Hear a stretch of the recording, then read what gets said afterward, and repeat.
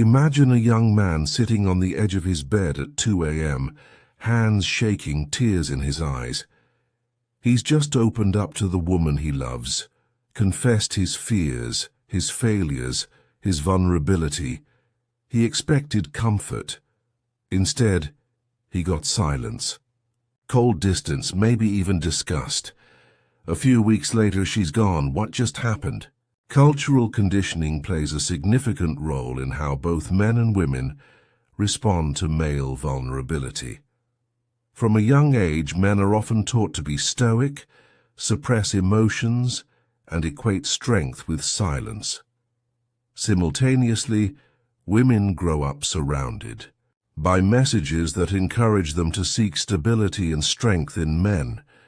As a result, when a man expresses fear, sadness, or doubt, it can seem unsettling or contradictory to these deeply ingrained expectations.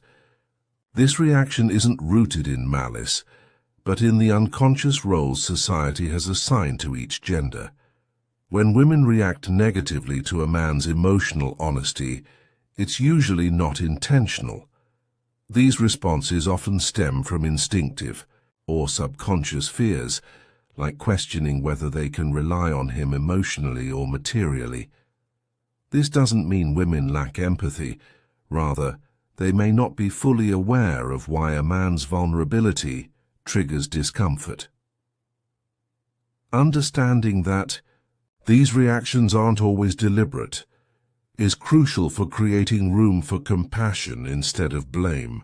Men face a difficult paradox. They're told to open up emotionally, yet punished socially or romantically when they do. This creates a no-win situation where silence breeds loneliness and vulnerability invites risk. The result is that many men shut down, internalize pain, or only reveal emotion in extreme circumstances, further reinforcing the stereotype that male strength means emotional disconnection. Another key issue is how vulnerability is expressed. When men share raw emotion without structure or context, it can feel overwhelming or even burdensome to others. Instead of fostering connection, it may trigger unease. This doesn't mean men shouldn't be vulnerable.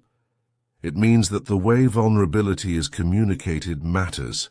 When shared with a sense of self-awareness and intention, like expressing struggles alongside a commitment to growth, it is more likely to be received with empathy rather than judgment.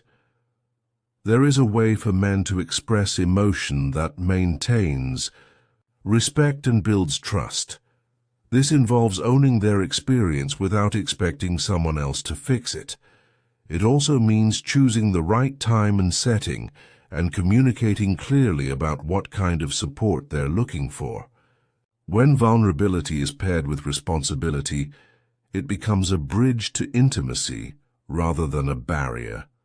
Finally, changing this dynamic isn't just men's work, it's a shared responsibility. Women must also challenge their own conditioned responses and become more accepting of emotional honesty in men. Creating relationships where both partners feel safe to be real requires mutual effort. On a broader scale, society must redefine strength to include emotional intelligence, openness, and resilience. Only then can we build a culture where no one is punished for being human.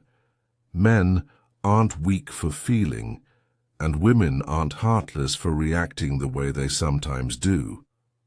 We're all playing roles we didn't choose, but we can rewrite the script. Let's raise a generation that doesn't confuse strength with silence. Let's build relationships where honesty isn't punished, but honored.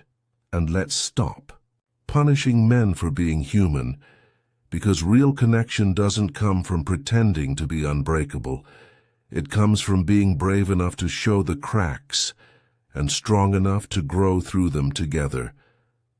Thank you.